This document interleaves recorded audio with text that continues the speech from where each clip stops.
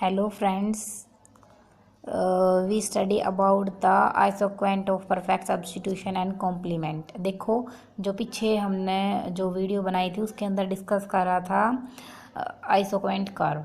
ठीक है, आज हम इसकी ये है जो आइसोक्वेंट में परफेक्ट सब्स्टिट्यूशन और कॉम्प्लीमेंट ये पढ़ेंगे। देखो, हमें सब्स्टिट्यूशन गुड्स का और कॉम्प्लीमेंट गुड्स का तो पता है क्या होते हैं। जो सब्स्टिट्यूशन गुड्स है वो क्या होता है, देखो मतलब कोई भी ऐसी चीज़ जिसकी जगह हम सेम टू सेम कोई दूसरी चीज़ यूज़ कर सकते हैं जिसका कोई फ़र्क ना पड़े। मतलब when the two factors are perfect substitute to of each other then each of them can be used equally well in place of the other. Therefore, the marginal rate of technical substitution between the two perfect substitute factor remains constant. The isoquant perfect substitute are straight line. ठीक है, मतलब देखो जो एक example है, जैसे कि चाय है। चाय अगर महंगी हो गई और कॉफ़ी है तो चाय की जगह कॉफ़ी सब्स्टिट्यूट है ना, चाय की जगह हम कॉफ़ी यूज कर सकते हैं या कॉफ़ी की जगह चाय यूज कर सकते हैं। यही कह रखा है, in this case we can use both factor of production equally in same amount. मतलब कोई किसी भी चीज़ का प्रोडक्शन के लिए उसमें वो उस चीज़ की जगह वो यूज कर ले या उस चीज़ की जगह वो यूज कर ले जिससे सेम अमाउंट ऑफ प्रोडक्शन होए। ठीक है, अब देखो ये है, इसका कर्व देखते हैं। स्ट्रेट लाइन कर्व है, ये कैपिटल है, ये लेबर है। ओ वाई एक्सिस जो कैपिटल दिखाता है और ये लेबर शो करता है। अब है Q1 Q2 Q3, ये हमारा आइसोक्वेंट्स लाइन है।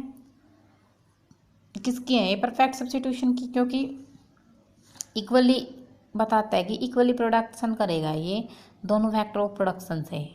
ये है कि पहले 100 यूनिट कर रहा था, अब 200 है, फिर 300 है। सेम अमाउंट ऑफ, इतनी कैपिटल तो इतना लेबर, इतनी कैपिटल तो इतना labour. Labour and capital both are equally use, दोनों चीज़ सेम अमाउंट में यूज कर रखे हैं तो जो हमारी कर्व लाइन है वो भी सेम आएंगी। ये तो सब्स्टिट्यूट गुड्स हो गया। अब हमारा था कॉम्प्लीमेंट गुड्स। कॉम्प्लीमेंट गुड्स क्या होता है? कार के लिए पेट्रोल क्या है? कॉम्प्लीमेंट गुड है। पेन के लिए स्याही क्या है? कॉम्प्लीमेंट गुड है। तो यही है कि मतलब एक के बिना दूसरा नहीं चल सकता। अब देखो, इसलिए इसका कर्व अपोजिट बनेगा। The perfect complement factors are those which are jointly used for production in a fix proportion. ये है कि इसमें एक यूज़ नहीं करा जाएगा, दोनों ही चीज़। अगर कार ले आए बिना पेट्रोल क्या काम आएगी? कुछ काम नहीं आएगी, खड़ी रहेगी। तो दोनों चीज़ यूज होएंगी for production in a fix proportion and increase in one factor without the required proportion increase in the other factor. A fix proportion use of the labour and capital. Labour और capital को हम एक fix proportion के अंदर use करते हैं। ठीक है, अब आता है ये ओ वाई है कैपिटल, ओ एक्स एक्सिस है लेबर। देखो, जब इतनी कैपिटल यूज हो रही है इतनी लेबर, इतनी कैपिटल यूज हुई तो इतनी लेबर यूज हुई, इतनी कैपिटल यूज करी इतनी लेबर यूज करी। ये Q1 Q2 Q3 ये हमारे आइसोक्वेंट कर्व हो गए। मतलब कि जो अमाउंट है वो हम क्या करेंगे, दोनों जॉइंटली लेंगे। ठीक है, अब देखो, suppose we are using 2:3 in the first isoquant curve for complement, then the same proportion use isoquant 2 4:6। क्या कह रहा है? देखो, इसका 2 से मल्टीप्लाई करो 4, इसको 2 से मल्टीप्लाई करो 6। मतलब अगर पहले में हमने 2:3 यूज़ करा तो दूसरे में 4:6 करेंगे और तीसरे में 6:9 करेंगे। हो गया। अब आता है लीनियर होमोजीनियस प्रोडक्शन फंक्शन। एक प्रोडक्शन लीनियर का मतलब भी होता है, देखो, जिसके अंदर L Y is equal to alpha plus beta X जो इक्वेशन होती है वही होती है लीनियर इक्वेशन। तो लीनियर में क्या कहता है ये हमारा? Production function can take several forms but एक particular form of production function enjoys wide popularly among the economists.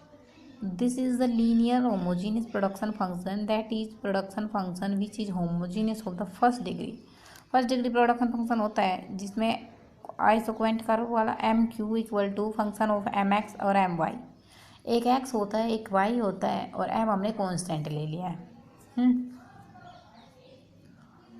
अब है जो हर एग्ज़ाम के पॉइंट ऑफ व्यू से यूजीसी नेट के एग्ज़ाम में या अदर एग्ज़ाम्स में जो पूछा जाता है इकोनॉमिक्स में, वो है हमारा कोप डगलस प्रोडक्शन फंक्शन। तो जो कोप डगलस प्रोडक्शन फंक्शन है वो क्या होता है? Cobb Douglas production function relation between the changes in physical output and physical input. Input में चेंज हुआ तो आउटपुट में भी चेंज होएगा। ये रिलेशन बताता है Cobb Douglas production function. In the Cobb Douglas production function there are two inputs labour and capital. ठीक है, तो इक्वेशन हो गया output equal to A multiply L की पावर अल्फा के की पावर बीटा। ये है जो हमारे अल्फा और बीटा तो हमारे क्या हैं, पैरामीटर्स हैं, और एल लेबर के कैपिटल है। ठीक है, ए कांस्टेंट है। अब देखो Cobb Douglas production function that it is a multiplicate production function which implies that both the factors are required to production और आउटपुट प्रोड्यूस और output. If amount of one factor is zero no output can be produce. अगर एक amount में एक factor zero है तो कोई भी आउटपुट प्रोड्यूस नहीं होगा। देखो लेबर लगानी पड़ेगी तो कैपिटल भी लगेगा, और कैपिटल लगानी होगी तो लेबर भी लगेगा। ये देखो आउटपुट इक्वल टू, ये इक्वेशन होती थी, ये इक्वेशन लिखी। अब हमें करना है कोब डगलस प्रोडक्शन फंक्शन में वन लेस करेंगे अल्फा की पावर में से, तो ए के की पावर एल की पावर अल्फा, के की पावर भी अल्फा, वन माइनस अल्फा कर दिया। जीरो वन लेके आना है तो अल्फा में से ये दोनों घटा दूँ मैं तो वन आ गया। अब एवरेज प्रोडक्टिविटी ऑफ लेबर निकालेंगे, तो ए हमारा था पैरामीटर एल की पावर कांस्टेंट एल की पावर अल्फा मल्टीप्लाई के की पावर वन माइनस अल्फा और डिवाइड बाई एल, लेबर से डिवाइड करेंगे क्योंकि एवरेज प्रोडक्टिविटी ऑफ लेबर निकाल रहे। एवरेज प्रोडक्टिविटी ऑफ लेबर क्या होता था, आउटपुट डिवाइड बाई लेबर, यही आउटपुट डिवाइड बाई लेबर होता था। अब है इसके अंदर ये output equal to A L की पावर अल्फा के की power one minus alpha divide by L.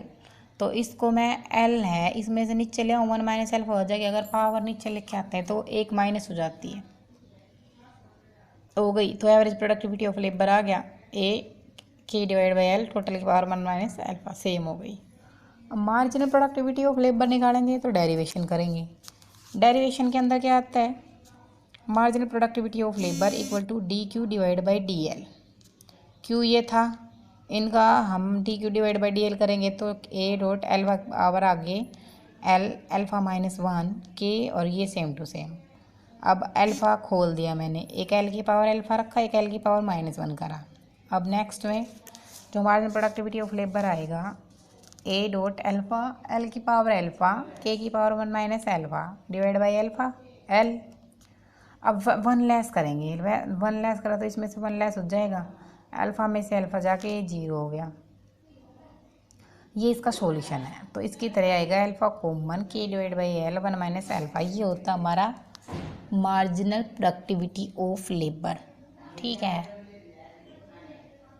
और है हमारा अब जो है Cobb Douglas production function and marginal rate of technical substitution. ये क्या होता है, देखो output equal to A L की पावर अल्फा के की पावर बीटा, ये होता था कोब डगलस प्रोडक्शन फंक्शन के अंदर। Marginal rate of technical substitution और क्या होता था, marginal productivity of labour divide by marginal productivity of capital. तो output divide by labour D Q divide by D L, A alpha आगे L minus alpha minus one K की power beta, same to same वही process इसमें करी है। तो marginal productivity of labour निकल गया। ये सारी चीज़ आउटपुट के इक्वल थी पीछे, तो आउटपुट डिवाइड बाई एल। ऐसे ही मार्जिनल प्रोडक्टिविटी ऑफ कैपिटल करेंगे तो डिवाइड बाई कैपिटल आ जाएगा। Marginal rate of technical substitution में दोनों की मल्टीप्लाई में लिखेंगे, ये अल्फा और बीटा डिवाइड में आउटपुट से आउटपुट अल्फा और डिवाइड बाई बीटा और एल डिवाइड बाई के, आउटपुट से आउटपुट कट जाएगा जब नीचे लिख के आएंगे तो ये आ गया हमारा marginal rate of technical substitution labour and capital. ठीक है, अब है Cobb Douglas production function and elasticity of substitution. इसमें क्या है, देखो इलास्टिसिटी ऑफ सब्स्टिट्यूशन होता था proportion change in capital divided by labor ratio divided by proportionate change in marginal rate of technical substitution labor and capital। तो ये labour और capital ये ऊपर निकाला वो, और ये मार्जिनल टेक्निकल सब्स्टिट्यूशन डिवाइड कर देंगे, डिवाइड करा तो ये आ जाएगा हमारा, ये रहा। और बस इसको कट करके और ये marginal rate of technical substitution equal to 1 आएगा। यही चीज़ बता रखी है हमने marginal rate of technical substitution के अंदर। ठीक है, अब ये एक और बताया हुआ है Cobb Douglas production function and returns to scale. इसके अंदर हमने जी कांस्टेंट लेना है, आउटपुट की इक्वेशन थी, इसमें जी कांस्टेंट ले लिया तो जी की पावर अल्फा और बीटा अलग लगाएगी, ये सारी चीज़ एक जैसे लिखेंगे। तो ये किसके इक्वल होती थी, ए की पावर अल्फा के की पावर बीटा, आउटपुट के इक्वल होती थी, तो जी की पावर अल्फा प्लस बीटा। अब ये देखो, it input is increase by constant factor G and output is increase by G alpha plus beta. Now alpha plus beta equal to 1, तो Q equal to G one Q, Q one equal to G Q. अब एक बात है, main क्या है, when alpha plus beta equal to 2 it means alpha plus beta greater than 1 then increasing returns to scale. अगर alpha plus beta less than 1 होता तो decreasing returns to scale, अगर alpha plus beta equal to 1 होता तो constant returns to scale होता। ठीक है, इसलिए हमारा output 1 equal to G alpha plus beta, और ये था ही हमारा। ठीक है, तो ये था आज का Cobb Douglas production function. Next video के अंदर हम नेक्स्ट चीज़ पढ़ेंगे। Thank you.